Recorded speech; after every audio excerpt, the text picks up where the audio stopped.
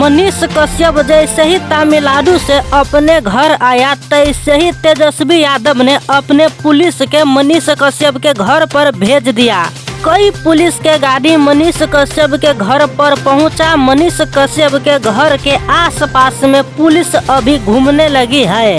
खैर मनीष कश्यप अभी अपने घर पर नहीं पहुंचा है। हालत देखा खराब है तो अभी अपने घर से वो दूर है। मगर तेजस्वी यादव ने कहा है कि जैसे ही वो घर पर आएगा तैसे ही उसे अरेस्ट करके जेल में डाल दिया जाएगा। पता नहीं तेजस्वी यादव अपने आप को क्या समझने लगा है कि पत्रकारों के पीछे अब पड़ चुका है। बिहारी जनता के साथ क्या हो रहा है, बिहारी जनता के समस्या क्या है, ये समझने के बजाय वो पत्रकार के पीछे पड़ा है। मनीष कश्यप हमेशा गरीब के भलाई के बारे में सोचा है, नेता सबके सही रास्ता दिखाया है, किसी के बारे में गलत नहीं सोचा है, नहीं गलत किया है। मगर तेजस्वी यादव अभी मनीष कश्यप के ऊपर गलत कर रहा है।